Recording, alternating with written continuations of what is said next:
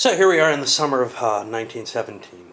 A couple interesting events happened. Let me just pull these out. We had the French mutinies happen, which prevented French attacks along the Western Front. Allowed the Germans to make their assault on Calais, which they drove the British out. Some French went in to defend eventually. The Belgians reinforced themselves.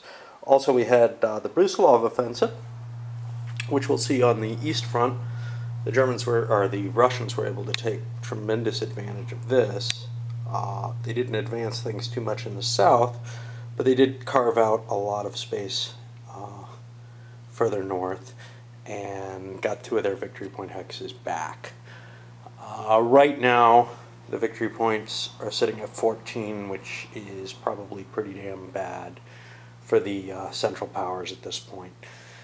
Trying to play around in the Near East, the Turks still have been unable to really figure out a way to cut those Russian armies off without losing their own. And meanwhile, the Brits are making a march up to grab more victory point spaces up there.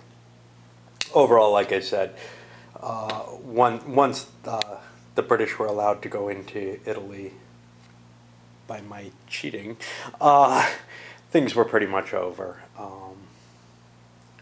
Well, letting them in wasn't enough. They had to win the battle. But that wasn't that hard.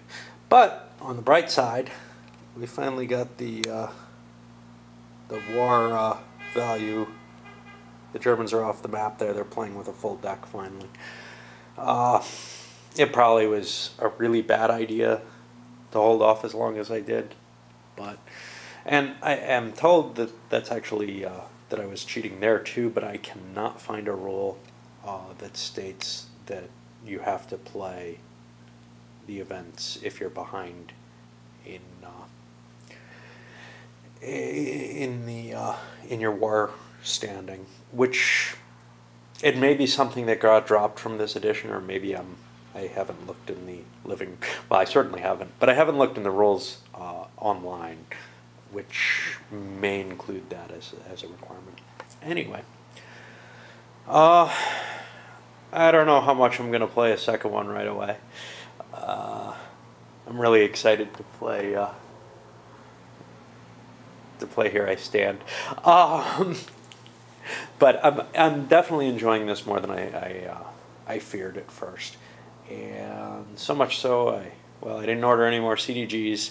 I did order a couple more GMT games with their sale, and it's definitely a good deal.